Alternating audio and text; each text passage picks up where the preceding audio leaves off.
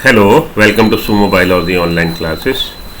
तो बेटा आज हम लोग बात करेंगे टॉपिक प्लियोट्रॉपी की। जैसा कि आप जानते हैं मैं सीरीज चला रहा हूँ टॉपिक वाइज रिपीटर्स के लिए, और फ्रेशर के लिए मेरी NCERT line by line explain करते हुए वीडियोज़ आ रही हैं। तो अगर आप फ्रेशर हैं तो उसको फॉलो करिए, रिपीटर हैं आप तो ये टॉपिक वाइज आप लोग के लिए मैं सेशन जनरेट कर रहा हूँ। उसके टॉपिक वाइज मैं एक एक टॉपिक डिस्कस करूँगा। तो जिन रिपीटर्स को किसी टॉपिक में कमांड नहीं है या कहिए कि थोड़ा सा डाउट है, वो उस पर्टिकुलरली उस टॉपिक को देख सकते हैं। ठीक है जी। तो स्पेशली मैं जैसा कि मैंने बोला ये रिपीटर के लिए ये मैं वीडियो बना रहा हूँ। प्लियोट्रॉपी चलिए चालू करें। तो जैसा कि आपको पता ही है क्लास 12 बायोलॉजी का 5th चैप्टर है प्रिंसिपल्स ऑफ इनहेरिटेंस, उससे लिया गया ये टॉपिक है। प्लियोट्रॉपी को हम लोग डिस्कस करते हैं। We have so far seen the effect of a gene on a single phenotype और ट्रेट। तो आपकी एनसीईआरटी की लाइन है, एनसीईआरटी कह रहा है अभी तक हम लोगों ने देखा कि सिंगल जीन सिंगल फिनोटाइप को या ट्रेट को या कैरेक्टर को इफेक्ट कर रहा, कंट्रोल कर रहा। There are however instances where a single gene can exhibit multiple phenotypic expression. लेकिन ऐसे भी आपको केसेस देखने में मिलेंगे जहाँ पे सिंगल जीन इफेक्ट कर रहा और कंट्रोल कर रहा है कई सारे फिनोटिपिक एक्सप्रेशन को। Such a gene is called pleiotropic gene. इस तरह का जीन, किस तरह का, जो जीन एक से ज़्यादा फिनोटिपिक कैरेक्टर को इफेक्ट करे या कंट्रोल करे, तो उसको हम लोग बोलते हैं pleiotropic gene. The underlying mechanism of pleiotropy in most cases is the effect of a gene on metabolic pathway. अब ये लाइन आपके लिए थोड़ी सी नई टाइप की है। कह रहा है जी इसमें मैकेनिज्म क्या, सिंगल जीन कैसे एक से ज़्यादा फिनोटाइप या कैरेक्टर को कहिए इफेक्ट कर लेता। तो होता क्या कि मेटाबॉलिक पाथवे को ये जीन जो प्लियोट्रॉपिक इफेक्ट दिखा रहा है वो जीन मेटाबॉलिक पाथवे का पार्ट है विच कंट्रीब्यूट्स टूवर्ड्स डिफरेंट फिनोटाइप। और इस वजह से क्योंकि वो मेटाबॉलिक पाथवे का पार्ट है, इसलिए अगर ये जीन फॉल्टी हो गया, ये जीन में म्यूटेशन हो गया, तो मल्टीपल फिनोटिपिक कैरेक्टर आ जाएंगे। An example of this is the disease phenylketonuria. और इसका क्लासिकल एग्जाम्पल, प्लियोट्रॉपी का क्लासिकल एग्जाम्पल फिनाइलकीटोनूरिया है विच अकर्स इन ह्यूमन, जो ह्यूमन बीइंग में आपको देखने को मिलेगा। The disease is caused by mutation in the gene that code for enzyme phenyl alanine hydroxylase. Phenylketonuria disease हो रही है, किस वजह से हो रही है कि फिनाइल एनानिन हाइड्रोक्सिलेज एंजाइम बनाने वाला जीन फॉल्टी हो गया, तो एंजाइम फिनाइल एनानिन हाइड्रोक्सिलेज बनेगा नहीं, और अगर ये एंजाइम नहीं बनेगा तो मल्टीपल आपके फिनोटिपिक कैरेक्टर देखने में आएंगे। इस वजह से ये प्लियोट्रॉपी का एग्जाम्पल है। थोड़ी सी एक्स्ट्रा बात है आपकी जानकारी के लिए कि ये gene which is responsible for synthesis of phenyl alanine hydroxylase, that gene is situated over the chromosome number 12।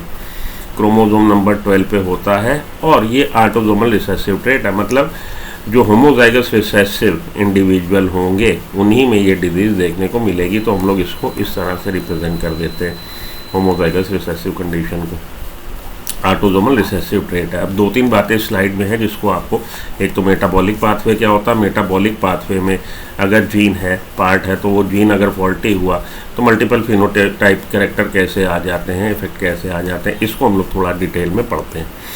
जो बात समझ में आई कि प्लियोट्रॉपी हो रही है क्योंकि जीन जो फॉल्टी हो रहा है, जीन में म्यूटेशन की वजह से, वो जीन मेटाबॉलिक पाथवे का पार्ट है। पहले तो ये समझ लीजिए। अब इसको हम लोग डिस्कस करते हैं कि मेटाबॉलिक पाथवे क्या होता है। इसका एग्जांपल आपसे पूछा जाए, क्लासिकल एग्जांपल ऑफ प्लियोट्रॉपी, तो आपकी बुक कह रही है फिनाइलकीटोनूरिया। इसको भी थोड़ा देखेंगे, साथ के साथ सिकल सेल एनीमिया भी आपका प्लियोट्रॉपी का एग्जांपल होता है। तो फिनाइलकीटोनूरिया क्यों हो रही है, क्योंकि जीन क्रोमोसोम नंबर 12 पे, ऑटोसोम पे, वो फॉल्टी हो गया, म्यूटेशन हो गया, और रिसेसिव एलील से ये डिजीज़ आती है। अगर होमोजाइगस रिसेसिव इंडिविजुअल होगा तो उसमें फिनाइलकीटोनूरिया होगा, क्योंकि फिनाइल एनानिन हाइड्रोक्सिलेज बनेगा नहीं।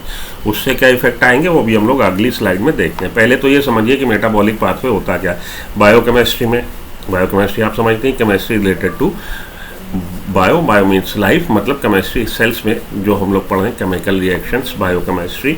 अ metabolic pathway is a linked series. Metabolic pathway linked reactions है, ठीक है, लिंक सीरीज है, सीरीज ऑफ रिएक्शन है, chemical reaction occurring within a cell, जो सेल में हो रहे हैं। The reactants, products and intermediate of enzymatic reaction are known as metabolites. और मेटाबोलाइट्स क्या होते हैं, जो क्रियात्मक, ये आपके रासायनिक क्रिया में भाग लेने वाले पदार्थ हैं रिएक्टेंट्स, जो बना उत्पाद है प्रोडक्ट, और इंटरमीडिएट भी बनेंगे। तो reactants, products, intermediates enzymatic reaction में ये सब क्या है, मेटाबोलाइट्स हैं, which are modified by a series sequence of chemical reactions catalyse by enzyme.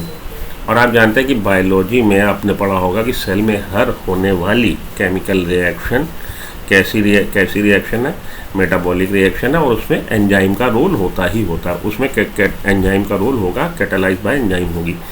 In most cases of metabolic pathway the product of one enzyme act as substrate of the next. तो यहाँ पे देखिए glucose, और यहाँ पे enzyme कौन सा है, यहाँ पे हेक्सोकाइनेज एंजाइम है, और फास्फोरिलेशन होगा ग्लूकोज, और ग्लूकोज 6-फॉस्फेट बन जाएगा।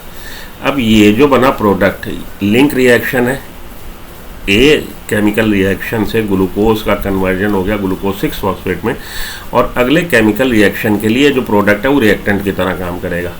बात समझ में आई? तो ये होता है मेटाबॉलिक पाथवे। देखिए ग्लूकोज का कन्वर्जन ग्लूकोज 6-फॉस्फेट में हो गया, तो यहाँ पे रिएक्टेंट है, ये प्रोडक्ट है। अब ये प्रोडक्ट अगले केमिकल रिएक्शन के लिए रिएक्टेंट है, और ये प्रोडक्ट है फ्रुक्टोज 6-फॉस्फेट। आइसोमराइजेशन हुआ, ग्लूकोज 6-फॉस्फेट का आइसोमराइजेशन हुआ, और ये फ्रुक्टोज 6-फॉस्फेट में बदल दिया गया, ये प्रोडक्ट बना। अब ये प्रोडक्ट अगले रिएक्शन के लिए कैसा है, अगले रिएक्शन के लिए रिएक्टेंट है। तो इस तरह से लिंक है ये केमिकल रिएक्शन। तो ये पाथवे है, मेटाबॉलिक पाथवे, जो ग्लाइकोलिसिस को रिप्रेजेंट कर रहा है। ठीक है, मैंने एक एग्जांपल उठाया यहाँ पे ग्लाइकोलिसिस की सहायता से, मैंने कहा आपको एक्सप्लेन करें कि मेटाबॉलिक पाथवे होता क्या है। तो लिंक्ड रिएक्शंस हैं, सीरीज ऑफ रिएक्शन है, जिसमें एक केमिकल रिएक्शन के फलस्वरूप बनने वाला प्रोडक्ट नेक्स्ट केमिकल रिएक्शन में रिएक्टेंट की तरह काम कर रहा है।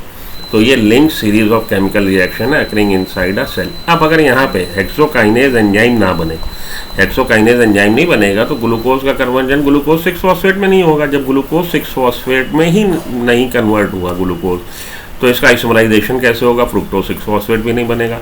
और फ्रुक्टोज 6-फॉस्फेट का फास्फोरिलेशन से आप देख रहे हैं फ्रुक्टोज 1,6 बाइफॉस्फेट बन रहा है। तो एक अगर एंजाइम फॉल्टी हो जाए तो मल्टीपल इफेक्ट आ सकते हैं। इसको हम लोग आगे और अच्छे से देख लेते हैं। अभी तो पहली बात तो मेटाबॉलिक पाथवे क्या होता है वो समझ गए आप, और प्लियोट्रॉपी क्या होते हैं। प्लियोट्रॉपी जब एक जीन एक से ज़्यादा फिनोटिपिक कैरेक्टर को इफेक्ट करे तो वो होती है प्लियोट्रॉपी, और इस तरह का जीन कहलाता है प्लियोट्रॉपिक जीन। और प्लियोट्रॉपिक जीन ज़्यादातर आपको देखने को मिलेगा मेटाबॉलिक पाथवे में। केमिकल रिएक्शन जो लिंक रिएक्शन है उसमें पार्टिसिपेट करने वाला किसी स्टेप पे जो एंजाइम है वो फॉल्टी हो जाए, वो जीन फॉल्टी हो जाए, एंजाइम नहीं बनेगा, तो मेटाबॉलिक पाथवे जो है ब्रेक हो जाएगा। उससे क्या होगा, उससे मल्टीपल फिनोटिपिक कैरेक्टर आ जाएंगे। समझिए आप कानपुर में खड़े हैं, कानपुर से गाड़ी लेके निकले, मैं निकला गड्डी ले के किधर गया, इटावा, और इटावा से आप कहाँ गए, इटावा से आप गए कहिए कि भाई टूंडला, और टूंडला से आप गए दिल्ली। तो दिल्ली जाने के लिए मानिए यही एक रास्ता है, आपको इटावा पार करना जरूरी है। अगर इटावा पे ब्रिज टूट जाए तो आप टूंडला भी नहीं जा पाएंगे और दिल्ली भी नहीं जा पाएंगे। कहने का मतलब ये है मेटाबॉलिक पाथवे। अगर केमिकल रिएक्शन में एक रिएक्टेंट का कन्वर्जन प्रोडक्ट में हो और आप यही प्रोडक्ट ना बने तो अगला केमिकल रिएक्शन कैसे होगा। ये मैंने एक एग्जांपल देने के लिए ये उठाया है ग्लाइकोलिसिस की मेटाबॉलिक पाथवे। आप जल्दी से कनेक्ट हो जाएं कि मेटाबॉलिक पाथवे क्या होता है। डेफिनेटली ग्लाइकोलिसिस एग्जांपल किसका है, मेटाबॉलिक पाथवे का। ठीक है, तो आप समझ गए कि रिएक्टेंट क्या है, प्रोडक्ट क्या है, सबस्ट्रेट क्या है। चलिए आगे चलते हैं, प्लियोट्रॉपी की और डिटेल में बात करें। In case of homozygous recessive organism, बात हो रही किसकी, फिनाइल कीटोनूरिया की। ऐसे ऑर्गेनिज्म जिनमें ये सीन है, ये जीनोटाइप है, ये जेनेटिक मेकअप है, दोनों ही डिफेक्टिव एलील रिसेसिव टाइप के एलील हैं होमोजाइगस रिसेसिव के केस में। The disease shown it's full blown effect, तो पूरी तरह से डिजीज अपना इफेक्ट दिखा देगी। ऑर्गेनिज्म जो होगा फिनाइल कीटोनूरिया का शिकार होगा। This manifest itself through phenotypic expression, और उसका फिनोटिपिक एक्सप्रेशन अपने आप को कैसे उत्पादित करेगा, कैसे संपादित करेगा, कैसे शो करेगा फिनोटिपिक एक्सप्रेशन से। Phenylketonuria characterize by mental retardation, तो फिनाइल कीटोनूरिया में हो क्या रहा है, यूरिया में कीटोन बॉडीज आ रही हैं, यूरिन में कीटोन बॉडीज आ रही हैं, साथ के साथ मेंटली रिटार्डेड होगा individual. Reduction in hair colour, hair colour जो है उसमें आपको ग्रे हेयर्स ज़्यादा दिखाई देंगे। रिडक्शन इन हेयर कलर क्योंकि मेलानिन नहीं बन पाया, कलरेशन जो है हेयर की कम होगी, स्किन पिगमेंटेशन भी कम होगी due to decrease synthesis of pigment melanin which control the colour of hair as well as skin, and due to failure of conversion of phenylalanine into tyrosine. भाई अभी हम लोग देखते हैं अगली स्लाइड में कि फिनाइल एलानिन का कन्वर्जन फिनाइलएलानिन अमाइनो एसिड का कन्वर्जन टायरोसिन में, तो वहाँ पे एंजाइम कौन है, फिनाइलएलानिन हाइड्रोक्सिलेज। फिनाइलएलानिन हाइड्रोक्सिलेज बना नहीं, क्यों नहीं बना, क्योंकि जीन में म्यूटेशन हो गया, which is precursor of thyroxine, तो टायरोसिन नहीं बना। फिनाइलएलानिन का कन्वर्जन टायरोसिन में नहीं हुआ, टायरोसिन के कन्वर्जन किस में हो रहा है, थायरोक्सिन में। थायरोक्सिन किससे जनरेट हो रहा, टायरोसिन से। अब टायरोसिन ही नहीं जब बना तो भैया थायरोक्सिन कैसे बनेगी। और थायरोक्सिन आप जानते हैं हम लोग की मानसिक विकास के लिए बहुत ज़रूरी है। For the normal development of mental faculties thyroxine is must. अब थायरोक्सिन नहीं बना, thyroxine synthesis get affected leading to deficiency of it, and thyroxine is essential for normal development of mental faculties. So there is mental retardation in patient of mental retardation हो जाएगा patient of phenylketonuria में. The disease is caused by mutation in the gene that code for enzyme phenylalanine hydroxylase. This manifests itself through phenotypic expression characterized by mental retardation, reduction in hair, skin pigmentation. Gene for phenylketonuria in human beings also interferes with synthesis of melanin pigment which control the color of hair. That is why, तो ये gene अगर faulty हो गया तो multiple effect आ जाएंगे, pleiotropy का example हो जाएगा। ये देखिए ये मेटाबॉलिक पाथवे, फिनाइलएलानिन का कन्वर्जन टायरोसिन में आपकी बुक में नहीं दे रखा, फिनाइलएलानिन हाइड्रोक्सिलेज कराता। अब फिनाइलएलानिन हाइड्रोक्सिलेज बन नहीं रहा क्योंकि जीन फॉल्टी हो गया, जो क्रोमोसोम नंबर 12 पे था, रिसेसिव एलील आ गए, होमोजाइगस रिसेसिव इंडिविजुअल है, तो फिनाइलएलानिन का कन्वर्जन टायरोसिन में नहीं होगा और फिनाइलकीटोनूरिया हो जाएगा। Ketone body starts appearing in urine, that is called phenylketonuria. Tyrosine का कन्वर्जन थायरोक्सिन में कौन करा रहा है, टायरोसिन पर ऑक्सीडेज, लेकिन जब टायरोसिन ही नहीं बना तो इसका कन्वर्जन इसमें कैसे होगा, नहीं होगा। और टायरोसिन का कन्वर्जन डोपा में कौन करा रहा है, टायरोसिन हाइड्रोक्सिलेज। टायरोसिन ही नहीं बना, डोपा भी कम बनेगा, डोपा भी नहीं, डेफिशिएंसी हो जाएगी। डोपा का कन्वर्जन डोपामिन में कौन करा रहा है, डोपा डिकार्बोक्सिलेज। और डोपा का कन्वर्जन मिलेनिन में भी हो रहा है, जो स्किन पिगमेंटेशन के लिए, हेयर पिगमेंटेशन के लिए मिलेनिन पिगमेंट। तो डोपा ही नहीं बना जब, तो मिलेनिन कैसे बनेगा, तो मल्टीपल फिनोटिपिक इफेक्ट आ जाएगा। ये है आपका तरीका फिनाइलकीटोनूरिया डिजीज़ को डिस्क्राइब करने का। तो यहाँ पे एंजाइम मैंने लिख रखे हैं, आप चाहो तो स्लाइड को आप स्क्रीनशॉट ले लो और इस तरह से अगर याद रखना चाहो फॉर फील गुड फैक्टर, आपसे पूछा नहीं जाएगा, लेकिन एक्सप्लेन जब आपको किया जाएगा तब आपको समझने में आसानी हो जाएगी। तो फिनाइलएलानिन का कन्वर्जन टायरोसिन में नहीं हो रहा क्योंकि फिनाइलएलानिन हाइड्रोक्सिलेज जिस जीन के एक्सप्रेशन से बन रहा वो जीन फॉल्टी हो गया, रिसेसिव एलील, और जब ये होमोजाइगस कंडीशन में होगा फुल ब्लोन डिजीज फिनाइलकीटोनूरिया हो जाएगा। ठीक है जी, चलिए आगे चलूँ, ये तो हो गई फिनाइलकीटोनूरिया की बात। आगे चलिए, सिकल सेल एनीमिया भी ये आपका जो एग्जांपल है प्लियोट्रॉपी का है। Sickle cell anaemia is genetic disease, आप जानते हैं जेनेटिक डिजीज है, that causes deformed red blood cells with a rigid creation shape instead of normal flexible and round shape. तो नॉर्मल शेप क्या है, बाइकॉनकेव होती है, यहाँ पे कैसी हो गई, हंसियाकार हो गई, तभी उसको हम लोग बोल रहे हैं सिकल सेल एनीमिया। चेंज क्या हुआ है, change in one nucleotide, 1 point mutation है। और आप जानते हैं हीमोग्लोबिन आपका हीम पार्ट जो है, इसमें iron part, haem part, haem के साथ 2 कंसी जुड़ी हुई हैं, 2 अल्फा चेन और 2 बीटा चेन, पॉलीपेप्टाइड चेन। तो अल्फा चेन और बीटा चेन के सिंथेसिस, यहाँ पे बीटा चेन के सिंथेसिस के लिए जो जीन रिस्पॉन्सिबल है उसमें हो गया म्यूटेशन, तो बीटा चेन फॉल्टी बन रही है। ठीक है, द HBB जीन्स, वो जीन जो हीमोग्लोबिन की बीटा चेन के लिए कोड कर रहा है, और beta globulin subunit of haemoglobin की सब यूनिट है, which is the protein part of red blood cells, और ये प्रोटीन पार्ट है रेड ब्लड सेल्स का, use to carry oxygen throughout the body, और इसका काम क्या है, ऑक्सीजन कैरी करता है haemoglobin. Sickle cell anaemia occurs when the HBB gene mutation causes both beta globulin subunits of haemoglobin to change into haemoglobin. तो sickle cell anaemia तब होगा जब दोनों ही जीन फॉल्टी हो जाए, HBB के हीमोग्लोबिन बीटा के लिए जो रिस्पॉन्सिबल है, दोनों ही जीन 2 कॉपी होंगी, दोनों ही कॉपी कैसी आ जाए, फॉल्टी जीन की आ जाए, तो बीटा ग्लोबुलिन जो बनेगी वो फॉल्टी बनेगी। ठीक है, beta globulin subunit of haemoglobin change to haemoglobin type, और जब वो हीमोग्लोबिन बनेगी तो उसको हम लोग HbS से डिनोट करते हैं। Sickle cell anaemia is pleiotropic disease because the expression of single mutated gene produces numerous consequences throughout the body. Pleiotropic disease है क्योंकि मोर देन 1 करेक्टर आ जाएंगे। तो इसमें होता क्या है, ये हमारा नॉर्मल जो जेनेटिक मेकअप है, जो नॉर्मल जीन है, उसकी सीक्वेंस में GAG और CTC है। ठीक है, ये आपका कोडिंग स्टैंड, ये टेम्पलेट। तो टेम्पलेट पे हुई आपके ट्रांसक्रिप्शन, जो मैसेंजर RNA बनेगा वो एग्जैक्टली कोड कैरी ओवर कर रहा होगा कोडिंग के। तो GAG ये आपका DNA की सीक्वेंस, ये RNA की। अब GAG की जगह, A की जगह एडिनिन की जगह थाइमिन है। GTG और उसके करस्पॉन्डिंग जो कॉम्प्लीमेंट्री DNA का स्ट्रैंड होगा उस पर क्या होगा, CAC। T के अपोजिट क्या आएगा, A।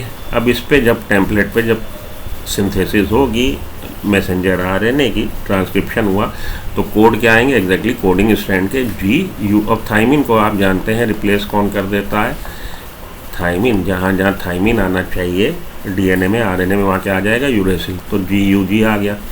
तो GAG की जगह GUG हो गया। लेकिन ये मैसेंजर RNA पे अगर आपसे पूछा जाए DNA पे म्यूटेशन बताइए, तो ये RNA का कोड जो है मैसेंजर RNA का GAG की जगह GUG हो गया, 6 कोडॉन। और यहाँ पे DNA पे अगर देखा जाए तो DNA की सीक्वेंस GAG की जगह GTG हो गई है। ये बात याद में रखिएगा, ठीक है जी। ओके, तो हुआ ये। अब जब ये GUG कोड किसके लिए, वेलाइन के लिए, और GAG कोड किसके लिए, ग्लूटामिन के लिए। तो ग्लूटामिन की जगह वेलिन लग जाएगा 6 आपके अमाइनो एसिड के नंबर पे। तो इससे क्या होगा, द म्यूटेंट हीमोग्लोबिन, म्यूटेशन वाला हीमोग्लोबिन जो SBS हीमोग्लोबिन बना, HBS टाइप का, 6 वाला जो अमीनो एसिड है, ग्लूटामिक एसिड की जगह कौन सा आ गया, वेलिन आ गया।